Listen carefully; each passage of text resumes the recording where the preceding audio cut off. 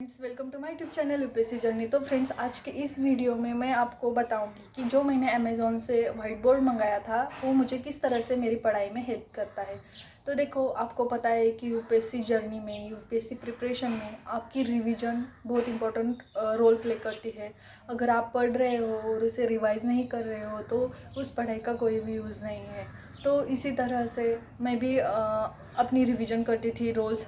जब मेरे पास white board नहीं था तो इस तरह से पेपर्स पे मैं रिवीजन करती थी, जो कि 12 रुपये के एक डज़न आते हैं जो अफोर्डेबल होते हैं, तो इस पे मैं रिवीजन किया करती थी। लेकिन इसका डिसएडवांटेज क्या था कि एक बार रिवीजन कर दी और फाइल में रख दिया, फिर दिन भर क्यों देखना है इसे, या फिर तो ऐसे हो जाता था। लेकिन वाइट बोर्ड का क्या एडवांटेज है, मैं इस पर रिवीजन करती हूँ। सुबह सुबह उठकर मैं रिवीजन करती हूँ कि मैंने कल क्या पढ़ा, सोशोलॉजी में क्या पढ़ा, जीएस में क्या पढ़ा, करंट अफेयर्स में क्या था। इसे मैं रिवीजन करके ब्लैक बोर्ड पे, वाइट बोर्ड पे लिख देती हूँ और ये मेरे दिन भर आंखों के सामने होता है। तो देखो, मैं जनरली इसी रूम में पढ़ती हूँ, यहाँ पे बैठ कर ही पढ़ती हूँ, तो मेरा वाइट बोर्ड वहाँ पे रहता है, उस वॉल पे स्टिक रहता है। तो जब मैं पढ़ते बोर हो जाती हूँ और तो सामने मेरा वाइट बोर्ड होता है, तो उस वाइट बोर्ड पे ये पॉइंट्स लिखे होते हैं। जैसे कि सोशोलॉजी में मैंने पर्सपेक्टिव्स पढ़े, पर्सपेक्टिव थेरीज पढ़ी, जिसमें पॉजिटिव है, पॉजिटिव पर्सपेक्टिव है, फंक्शनलिस्ट पर्सपेक्टिव है, कॉन्फ्लिक्ट पर्सपेक्टिव है। इनके बारे में मैंने यहाँ पे लिखा है। यहाँ पे मैंने कुछ स्ट्रक्चरल फॉर्म में मेरी थेरी यहाँ पे मतलब मेरी अंडरस्टैंडिंग स्ट्रक्चरल फॉर्म में लिखी है यहाँ पे। तो ये मुझे रिकॉल होगी एग्ज़ाम में।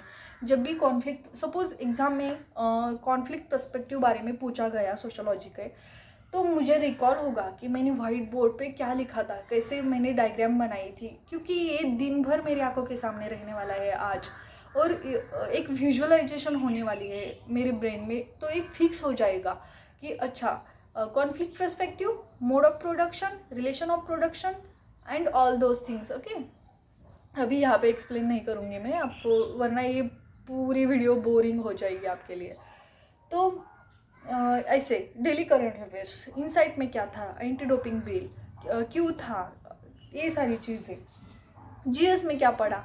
ओके, सोशल, और यहाँ पे मैंने मेरे टारगेट सेट किए जो मैं आज दिन भर करने वाली हूँ।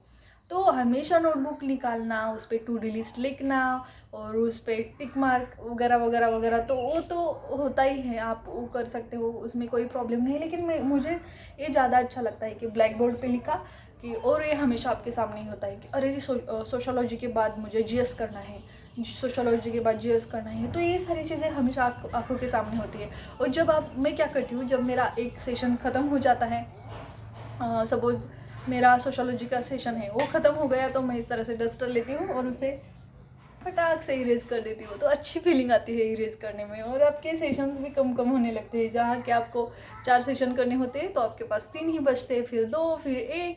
तो एक सेटिस्फेक्शन मिलती है आपको कि चलो यार, 2 ही बचे, अभी 3 ही बचे, 2 ही बचे, 1 ही बचा, ख़त्म। ओके, इस तरह से सेटिस्फेक्शन भी मिलता है। और यहाँ पे मैंने क्विट्स भी लिखे हैं। मुझे पता है कि मैंने ये जो टारगेट्स है वो हार्ड टारगेट्स दिए खुद को, कि सोशोलॉजी के 2 चैप्टर करने हैं, एग्रीकल्चर सेशन ख़त्म करना है, इकोनॉमिक्स का, पॉलिटी का एक पार्ट ख़त्म करना है। ये सारी चीज़ें मैंने मुझे पता है शायद मैं इनको कवर नहीं कर पाऊँगी।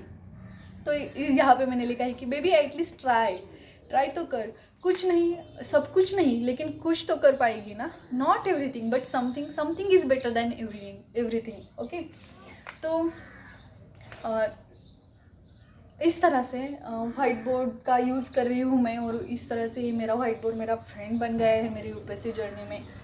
तो मैं आपको रेफ़र करूँगी कि आपको रिवीजन करना है, और अगर आप इसे बाय कर सकते हो तो ज़रूर कर लेना, बहुत हेल्प करता है वाइट बोर्ड आपको आपकी प्रिपरेशन में। बस यही था। अगर आपको मेरी वीडियो अच्छी लगी होगी तो लाइक करना, शेयर करना, सब्सक्राइब करना। Thank you, bye.